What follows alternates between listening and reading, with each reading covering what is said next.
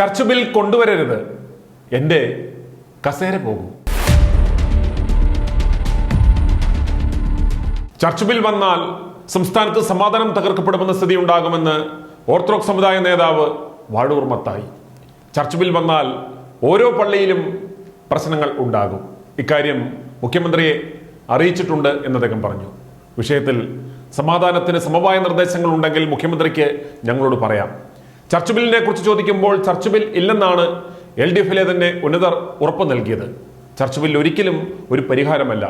മറ്റ് സമാധാന നിർദ്ദേശങ്ങൾ ഉണ്ടെങ്കിൽ മുഖ്യമന്ത്രിക്ക് അത് പറയാം. അതുപോലെ തിരുവനന്തപുരത്തെയും ഓർത്തഡോക്സ് സഭയിലെ ആഭ്യന്തര പ്രശ്നങ്ങളും പരിഹരിച്ചുവെന്നും അദ്ദേഹം പറഞ്ഞു.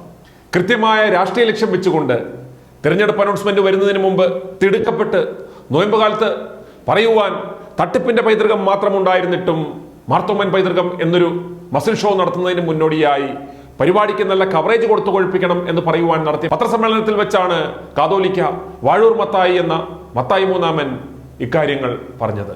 സമാധാന ദൂതനായ ക്രിസ്തുവിന്റെ നാമത്തിൽ നൈറ്റിയും ഇട്ട് നടക്കുന്ന ഒരു ബിഷപ്പാണ് പറയുന്നത് ചർച്ച് ബില്ല് വന്നാൽ ഞങ്ങൾ സമാധാന അന്തരീക്ഷം തകർക്കുമെന്ന്. ഇവരെയൊക്കെ കൈകാര്യം ചെയ്യുവാൻ ഈ നാട്ടിൽ സംവിധാനങ്ങളില്ലേ? കഴിഞ്ഞ ഒരു നൂറ്റാണ്ടായി തുടർന്നു വരുന്ന ഓർത്തഡോക്സ് യാക്കോബായ സഭാ തർക്കത്തിന് ശാശ്വത പരിഹാരമായി 2017 ജൂലൈ 3 വന്ന സുപ്രീം കോടതിയുടെ അന്തിമ വിധിയോടെ ഇരുസഭകളും തമ്മിൽ ഒന്നിക്കുവാനുള്ള സുവർണാവസരമായിരുന്നു ഉണ്ടായിരുന്നത്. എന്നാൽ അന്ന് ഇതിന് ബ്രഹ്മ വെക്കുകയും പൗലോസിദിയൻ കാതോലിക്കയെ കൊണ്ട് പ്രകോപനപരമായ പ്രസ്താവനകൾ ഇറക്കി ഇരുസഭകളും തമ്മിൽ യോജിക്കാനാകാത്ത വിധം വൈരം വളർത്തുകയും പള്ളികൾ പിടിച്ചെടുക്കണമെങ്കിൽ ഞാൻ തന്നെ കാതോലിക്ക കസേരയിൽ എത്തണമെന്ന് പറഞ്ഞ് കുൽസിത മാർഗത്തിലൂടെ സഭയുടെ ഭരണഘടനയെ തന്നെ അട്ടിമറിച്ച് അധികാരത്തിലേറിയ ആളാണ് ഈ വാഴൂർ മത്തായി. ഇരുസഭകളും തമ്മിൽ അടിപിടിയില്ലെങ്കിൽ പിന്നെ വാഴൂർ മത്തായി ഇല്ല. ഈ വൈരം ഇരുപക്ഷത്തും ആളിക്കത്തിച്ച് അതിന്റെ മറവിൽ അടിപടലം വെട്ടിക്കൊണ്ടുപോകുന്ന ചമ്പൽ കൊള്ളക്കാരനാണ് ഈ പരിശുദ്ധ വാഴൂർ തീവെട്ടി. ഇവന്റെ കൈമുത്തിയാൽ ഫയർഫോഴ്സിനെ വിളിച്ച് വെള്ളം ചീറ്റിച്ച് 1 മണിക്കൂർ മിനിമം കുളിച്ചെങ്കിലേ വൃത്തിയാകൂ. ചർച്ച് ബിൽ വന്നാൽ സംസ്ഥാനത്ത് സമാധാനം തകർക്കപ്പെടുന്ന സ്ഥിതി ഉണ്ടാകുമെന്ന് മത്തായി പറയുന്നത് ഒരുതരം ഭീഷണിയാണ്. അതുപോലെ ചർച്ച് ബിൽ വന്നാൽ ഓരോ പള്ളിയിലും പ്രശ്നങ്ങൾ ഉണ്ടാകും എന്ന് പറയുവാൻ കാരണം 1000 ഇടവകളുള്ള പള്ളിയിൽ ഓർത്തഡോക്സുകാർ ഉള്ളത് ചിലപ്പോൾ 15ഓ 20ഓ പേരാവും. അപ്പോൾ പ്രശ്നമുണ്ടാവില്ലേ? അത്രയും വലിയ നീതി നിഷേധമാണ് ഇവിടെ ഉണ്ടായിട്ടുള്ളത്. വാഴൂർ മത്തായിയുടെ ഭീഷണിയിൽ പിണറായി സർക്കാർ മുട്ടടിച്ച് പെടുക്കുമോ എന്നാണ് ജനങ്ങൾ നോക്കുന്നത്. നിയമപരിഷ്കാര കമ്മീഷൻ അധ്യക്ഷൻ ജസ്റ്റിസ് KT തോമസ് അധ്യക്ഷനായുള്ള സമിതി മാസങ്ങൾ നീണ്ട പഠനത്തിന് ശേഷം സർക്കാരിന് സമർപ്പിച്ച റിപ്പോർട്ടിൽ പറയുന്നത് ശാശ്വത സമാധാനം സഭയിൽ ഉണ്ടാകണമെങ്കിൽ ഓരോ പള്ളികളിലും ജനഹിത പരിശോധന നടത്തണം എന്നാണ്. ഇടവകകൾ ജനങ്ങളുടേതാണ്, അത് അവർ നിർമ്മിച്ചതാണ്. അതുകൊണ്ട് തന്നെ സർക്കാരോ നിയമ സംവിധാനങ്ങളോ ഇടപെടാതെ ഓരോ പള്ളികളിലും ജനഹിത പരിശോധന ജനാധിപത്യ രീതിയിൽ നടത്തി ഭൂരിപക്ഷത്തിന് പള്ളികൾ വിട്ടു നൽകുക എന്നതായിരുന്നു ജസ്റ്റിസ് KT തോമസ് കമ്മീഷന്റെ നിർദ്ദേശം. ഇതിനെ തുടർന്ന് നിയമവകുപ്പ് കേരളത്തിലെ പൊതുജനങ്ങളുടെ ഇടയിൽ ഒരു ഹിതപരിശോധന നടത്തിയപ്പോൾ 90% ജനങ്ങളും ഇതിനെ അനുകൂലിച്ചിരുന്നു. പക്ഷേ യാതൊരു നടപടികളും സർക്കാരിന്റെ ഭാഗത്തുനിന്നും ഇതുവരെ ഉണ്ടായിട്ടില്ല. ഇത്രയും സുതാര്യമായി നിയമപരമായി കൊണ്ടുവരാമായിരുന്ന ചർച്ച് ബിൽ നിയമസഭയിൽ അവതരിപ്പിക്കുന്ന ഘട്ടമെത്തിയിട്ട് പോലും അത് തൊട്ടുതലേ ദിവസം അട്ടിമറിക്കപ്പെട്ടത് എന്തുകൊണ്ടാണെന്ന് മറുപടി പറയേണ്ടുന്നത് പിണറായി വിജയനാണ്. അതിന് വാഴൂർ മത്തായിയുടെ കയ്യിൽ നിന്നും എന്ത് കിട്ടിയെന്നും പരിമലപ്പള്ളിയിൽ നിന്നും സഭയുടെ മറ്റ് സ്ഥാപനങ്ങളിൽ നിന്നും ലഭിച്ചുകൊണ്ടിരിക്കുന്ന കോടാനുകോടി പണങ്ങളും വിദേശത്ത് നിന്ന് പിരിച്ചു കൊണ്ടുവരുന്ന പരിധിയില്ലാത്ത പണവുമാണ് ഈ അട്ടിമറികളുടെയും പ്രശ്നങ്ങളുടെയും എല്ലാം റൂട്ട് കോസ്. EDയുടെ റെയ്ഡ് വരാതിരിക്കുവാൻ ഡൽഹിയിൽ പോയി മോദിയുടെ കാല് പിടിക്കുകയും ചർച്ച് ബില്ല് വരാതിരിക്കുവാൻ രാത്രി തലയിൽ മുണ്ടിട്ട് പിണറായി വിജയന്റെ മൂട് താങ്ങുകയും ചെയ്യുന്ന ഒരുമാതിരി മറ്റേ നയമായതുകൊണ്ടാണ് ഞങ്ങൾ രാഷ്ട്രീയ കാര്യത്തിൽ പ്രത്യേകിച്ച് ഞങ്ങൾക്ക് യാതൊരു നിലപാടുമില്ല എന്ന് പറയുവാൻ കാരണം. ചുരുക്കം പറഞ്ഞ അപ്പം കാണുന്നവനെ അപ്പ എന്ന് വിളിക്കുന്നതാണ് നയം. ഞങ്ങൾക്ക് ഞങ്ങളുടെ കാര്യം നടക്കണം, ഞങ്ങൾക്ക് പണി കിട്ടരുത്, അത്ര തന്നെ. യാക്കോബായ സഭയുടെ കേസുകൾ നടത്തിക്കൊണ്ടിരുന്ന മെത്രാന്മാരെ ചാക്കിട്ട് പിടിച്ച് സകല കൊള്ളരുതായ്മകൾക്കും കൂട്ടുനിന്ന മുൻ അൽമായ സെക്രട്ടറി MG ജോർജ് മുത്തൂറ്റ് ദുരൂഹ സാഹചര്യത്തിൽ വീണ് പിടലിയൊടിഞ്ഞ് ചത്തു. യാക്കോബക്കാരെ ബിരിയാണി വെച്ച് തിന്നുമെന്ന് പറഞ്ഞ പൗലോസിദിയൻ കാതോലിക്ക ബാബ ക്യാൻസർ വന്ന് നരകിച്ച് മരിച്ചു. പള്ളി പിടിച്ചു പറിക്കുവാൻ ഡെയിലി കമന്ററിയുമായി നടന്ന, പോലീസുകാർക്ക് മദ്യവും സൽക്കാരവുമായി നടന്ന അൽമായ സെക്രട്ടറി റോണി ജീവശവമായി ജീവിക്കുന്നു. അങ്ങനെ ദൃഷ്ടാന്തങ്ങൾ നിരവധി ഉണ്ടായിട്ടും വാഴൂർ മത്തായി ഒന്നും പഠിച്ചില്ല. പൗലോസിദീനോട് നീ ഇനി മാർത്തോമായുടെ സിംഹാസനത്തിൽ ഇരുന്നു വാഴേണ്ട, പരിമല ആശുപത്രിയുടെ ഇരുണ്ട ICUവിനുള്ളിൽ കിടന്നു വാണാൽ മതി എന്നൊരു നാച്ചുറൽ ജസ്റ്റിസ് നടപ്പാക്കിയ ഒരാൾ മുകളിലുണ്ടെന്ന് മറക്കേണ്ട. ആ വെയിൽ കൊള്ളാത്ത ശരീരത്തിൽ ഒരു ഞരമ്പ് കിട്ടുവാൻ നഴ്സുമാർ കിടന്ന് പെടാപ്പാട് പെടുമ്പോൾ, കമത്തിയിട്ട് ചന്തയ്ക്ക് ഇഞ്ചക്ഷൻ അടിക്കുമ്പോൾ, ഞാൻ പരിശുദ്ധന കാ തോലിക്കുക എന്നൊക്കെ പിച്ചും പെയ്യും പറയുമ്പോൾ നഴ്സ് പെണ്ണുങ്ങൾ കുടുകുടച്ചിരിക്കും. ഈ പുട്ടൊക്കെ ഇത്രയേ ഉള്ളൂ എന്ന് അന്ന് മനസ്സിലാവും. ഒരു വശത്ത് സഹോദരന്റെ പള്ളികൾ പിടിച്ചു പറിക്കുമ്പോൾ, മറുവശത്ത് മെത്രാന്മാരും പാതിരി പാമ്പുകളും വിധവമാരുടെ വീടന്വേഷിച്ച് നടക്കുകയും അസന്മാർഗിക കർമ്മങ്ങളിൽ പിടിക്കപ്പെട്ട് ജയിലുകളിൽ പോകുന്നു. നാട്ടുകാരടിച്ച് ചതയ്ക്കുന്നു, പരസ്യമായ നാട്ടുകാർ ഇവന്മാരെ വലിച്ചു കീറുന്നു. ഇതുപോലെയുള്ള പെണ്ണുപിടിയന്മാരെയും ആഭാസന്മാരെയും ബ്ലാക്ക്മെയിൽ ചെയ്ത് അധികാരത്തിൽ വന്ന ക്രൈസ്തവ സഭയുടെ നെറ്റിയിലെ കളങ്കമാണ് ഈ വാഴൂർ മത്തായി എന്ന മത്തായി മൂന്നാമൻ. ഇയാളുടെ കസേര ഉറപ്പാക്കുവാൻ കൂടെ നിന്ന എല്ലാവന്മാർക്കിട്ടും പണിഞ്ഞിട്ടിരിക്കുന്ന മുതലാണ് ഈ ഇരിക്കുന്ന വാഴൂർ മത്തായി. ഇച്ഛാശക്തിയുള്ള ഒരു ഭരണകൂടം ഇവിടെ ഉണ്ടെങ്കിൽ മത്തായി കമാന്നൊരക്ഷരം വേണ്ടില്ല പൊക്കിയെടുത്ത് അകത്തിടും. കൊലപാതക കേസ്, സാമ്പത്തിക തട്ടിപ്പ് കേസുകൾ, കുഴൽപ്പണ തട്ടിപ്പ് കേസ്, ഭൂമി തട്ടിപ്പ് കേസ്, 16 ട്രസ്റ്റുകളുടെ മറവിൽ നടത്തിയ തട്ടിപ്പുകൾ, ടാക്സ് വെട്ടിപ്പ്, പാതിരിമാരുടെ വ്യഭിചാരം മറച്ചുവെക്കൽ, അന്യായമായി വിധി സമ്പാദിക്കൽ, കൊട്ടേഷൻ കൊടുക്കൽ തുടങ്ങി പൂട്ടാൻ ഒരുപാട് കേസുകളുള്ളപ്പോൾ, ഓടിയാൽ മുഴുക്കാത്ത കേസുകളുള്ളപ്പോൾ വാഴൂർ മത്തായി കമാന്ന് മിണ്ടില്ല. വലിയ കൊട്ടിഘോഷിച്ചു കൊണ്ടുവന്ന ഇല്ലാത്ത പൈതൃക സമ്മേളനം ചീറ്റിപ്പോയ ജാളിതയിലാണിപ്പോൾ. വൈസ് പ്രസിഡന്റും പിന്നെ ഞാനും എന്ന് പറഞ്ഞ് നടന്ന മത്തായി ഇന്നലെയാണ് മനസ്സിലാക്കിയത് വൈസ് പ്രസിഡന്റിന്റെ വരവ് ഇന്റലിജൻസ് റിപ്പോർട്ടിനെ തുടർന്ന് ക്യാൻസൽ ചെയ്തു എന്ന്. പിന്നെ അവസാന നിമിഷം മുഖ്യനെ വിളിച്ചാൽ വരില്ല എന്ന് മനസ്സിലാക്കി കേരള ഗവർണറെയും പിന്നെ സ്ഥിരം കുറ്റി പിള്ളേച്ചനെയും വിളിച്ചു. ഇന്നലെ മാത്രമാണ് സഭാംഗമായ മന്ത്രി വീണ ജോർജിനെയും ചാണ്ടിയുമ്മനെയും പോലും വിളിച്ചത് എന്ന് പറയുമ്പോൾ ഇയാളുടെ അഹന്ത എന്താണെന്ന് മനസ്സിലാക്കുക. സഭയുടെ ആനുവൽ പ്ലാനിലോ ബഡ്ജറ്റിലോ ഉൾപ്പെടുത്തിയിട്ടില്ലാത്ത, പെട്ടെന്ന് തട്ടിക്കൂട്ടിയ ഇല്ലാത്ത ഈ പൈതൃക സമ്മേളനം എന്തിനു വേണ്ടിയാണെന്ന ഞെട്ടിക്കുന്ന വെളിപ്പെടുത്തൽ ITV ന്യൂസിൽ നാളെ കാണാം. ഇനി വാഴൂർ മത്തായിയുടെ പത്രസമ്മേളനത്തിന്റെ പ്രസക്ത ഭാഗങ്ങൾ കാണേണ്ടവർക്ക് കാണാം. മലങ്കര സഭ എപ്പോഴും സമാധാനത്തിനായിട്ട് നിൽക്കുന്ന സഭയാണ്. സഭയിൽ സമാധാനം ഉണ്ടാകണമെന്ന് 58 വിധിച്ചതായ സമയത്ത് സുപ്രീം കോടതി വിധിച്ചപ്പോൾ അന്നത്തെ കാതോലിക്കായ ഗീവർഗീസ് ദീമാവ എല്ലാ കാര്യങ്ങളും മറന്ന് സഭയിൽ സമാധാനം ഉണ്ടാകാൻ ക്രമീകരിച്ചു. അന്ന് അതിന്റെ അടിസ്ഥാനം 34 ഭരണഘടനയാണ്. അപ്പൊ അതനുസരിച്ച് 58 മുതൽ 75 വരെയും ഒരു ഭിന്നതയില്ലാതെയാണ് സഭ പോയത്. അപ്പോൾ ആ ഒരു അവസ്ഥയിൽ തന്നെ ഒരു സമാധാനം വീണ്ടും ഉണ്ടാകണമെന്നാണ് നമ്മൾ ആഗ്രഹിക്കുന്നത്. എന്നാൽ അത് നിർഭാഗ്യവശാൽ വീണ്ടും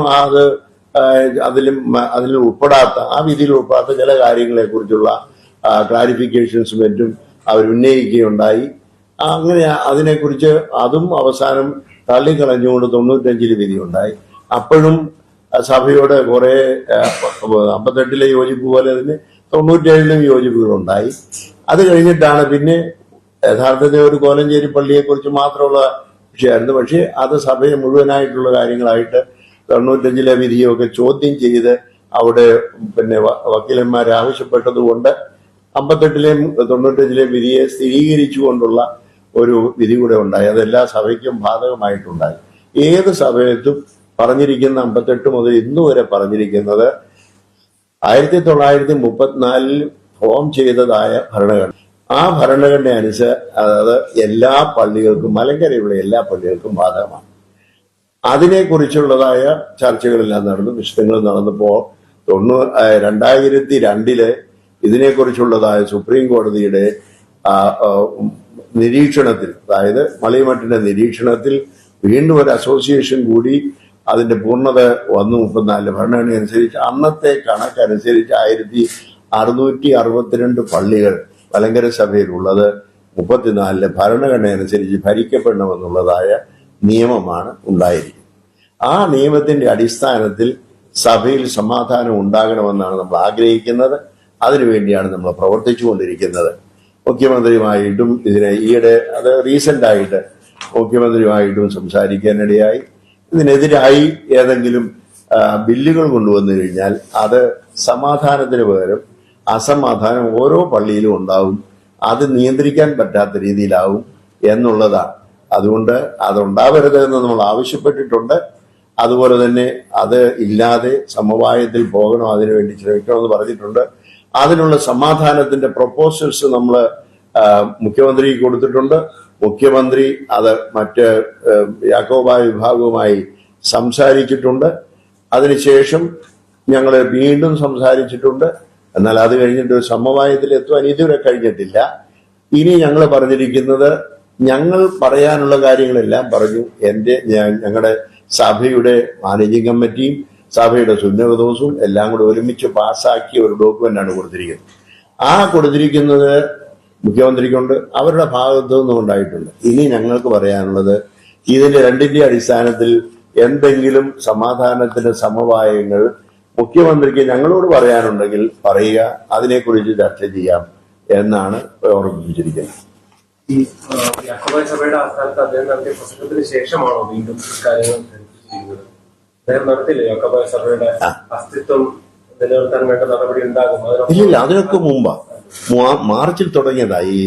മാർച്ചിൽ തുടങ്ങി 3 മാസത്തിനുള്ളിൽ എന്ന് പറഞ്ഞു. അതിനിടയ്ക്ക് അദ്ദേഹം രോഗ ചികിത്സയ്ക്കായിട്ട് അമേരിക്കയ്ക്ക് പോയി. അത് കഴിഞ്ഞ് വന്നു കഴിഞ്ഞപ്പം ഇത് വീണ്ടും പ്രസന്റ് ചെയ്ത് സംസാരം ഉണ്ടായി. അപ്പൊ അതുകൊണ്ട് ബില്ല് ഉണ്ടാവുകയില്ല എന്നുള്ള, തൽക്കാലം ഉണ്ടാവുന്നില്ല എന്നുള്ള ഒരു ധാരണയിലാണ് വന്നത്. അങ്ങനെയാണ് സംസാരിച്ചുകൊണ്ടിരിക്കുന്നത്. അതിനുശേഷവും ഇപ്പം ആദ്യത്തെ സംസാരം കഴിഞ്ഞ് ഇപ്പം 3 പ്രാവശ്യം ഞാൻ തന്നെ അദ്ദേഹവുമായിട്ട് സംസാരിച്ചു. ഈ വേറൊന്നുമില്ല, ഈ പറയുന്ന നമ്മുടെ പ്രൊപ്പോസൽസിന്റെ വിവിധ വശങ്ങളെ കുറിച്ചാണ് സംസാരിച്ചത്. അപ്പൊ ഇതുകൊണ്ട് ഞങ്ങൾ അവിടെ പറഞ്ഞിരിക്കുന്നു, ഇനിയും മുഖ്യമന്ത്രി ഞങ്ങളോട് ഇതിന്റെ 2 ഡോക്യുമെന്റിന്റെ അടിസ്ഥാനത്തിൽ പ്രൊപ്പോസൽസ് പറയുക, ഞങ്ങൾ സംസാരിക്കാൻ തയ്യാറാണ്. ഈ അതിനുശേഷമാണ് മുഖ്യമന്ത്രി ആ സഭയുടെ പരിപാടിയിൽ പോയി പങ്കെടുത്തുകൊണ്ട് ആ സഭയ്ക്ക് മാത്രം അനുകൂലമായ ഒരു നിലപാടെടുത്തത്. അതിലെ പരാതികൾ തീർന്നു? ഇല്ല, നമുക്ക് അതിന് പരാതിയൊന്നുമില്ല. അങ്ങനെ മുഖ്യമന്ത്രി ഒരു പ്രസ്താവന നടത്തിക്കൊണ്ടൊന്നും ഈ കാര്യങ്ങൾ നടപ്പാക്കുമെന്ന് നമുക്ക് വിചാരമില്ല. നേരത്തെ നമ്മളോട് പറഞ്ഞിരിക്കുന്ന ഒരു സമവായത്തിൽ കൂടെ സഭയിൽ സമാധാനം ഉണ്ടാകണം എന്നുള്ളതും അതിന് ബില്ലൊരു അനിവാര്യതയാണെന്നും അദ്ദേഹം പറഞ്ഞിട്ടില്ല.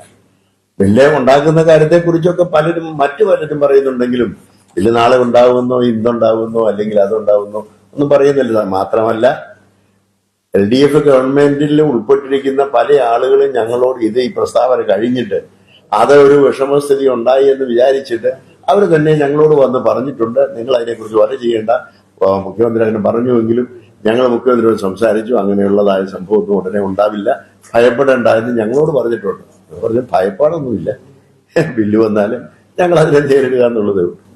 ഈ ചർച്ച് ബില്ലിനെ ഓർത്തഡോക്സ് സഭ തുടക്കം മുതൽ തന്നെ എതിർക്കുകയാണ്. പക്ഷേ മുഖ്യമന്ത്രിയാണെങ്കിലും നിയമമന്ത്രിയാണെങ്കിലും ഒക്കെ നിരന്തരം ഈ ചർച്ച് ബില്ലിനെ കുറിച്ച് സംസാരിച്ചുകൊണ്ടേയിരിക്കുന്നു. അങ്ങനെ ഒരു നിയമം വന്നേക്കുമെന്നുള്ള ശക്തമായ സൂചന നൽകുകയും ചെയ്യും. തിരുമേനി ഇപ്പോൾ പറയുന്നത് ഈ സമവായത്തിന് സാധ്യതയുണ്ട്.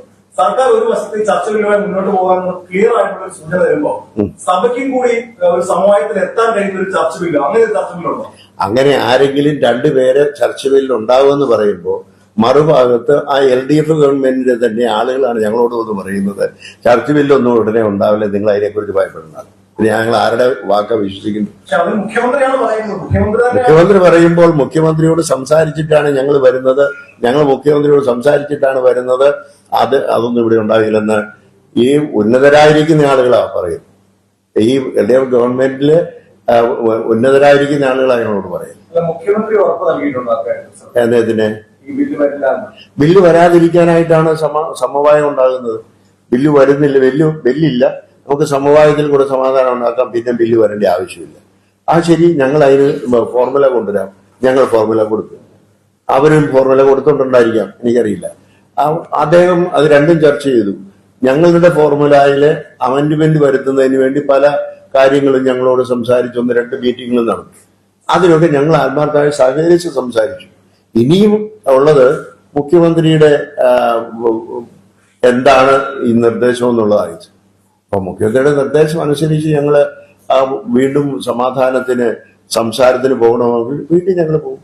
അതിനകത്ത് പ്രശ്നമൊന്നും ഒരിക്കലും ഉണ്ടാവില്ലല്ലോ. ചർച്ച് ബില്ലിലും ഉണ്ടാവുമെന്ന് ഞങ്ങൾക്ക് ഉറപ്പ് തന്നിട്ടില്ല. ചർച്ച് ബില്ല് ഇതിന് പരിഹാരമുള്ളൂ എന്ന് അവർ പറയുമ്പോൾ ചർച്ച് ബില്ല് ഒരിക്കലും പരിഹാരമല്ല എന്ന് ഞങ്ങൾ പറഞ്ഞിട്ടുണ്ട്. i2i News, an eye for truth. i2i News subscribe ചെയ്തിട്ടില്ലാത്തവർ ഇപ്പോൾ തന്നെ സബ്സ്ക്രൈബ് ചെയ്യുക. നോട്ടിഫിക്കേഷൻ ലഭിക്കുവാൻ ബെൽ ബട്ടണും അമർത്തുക.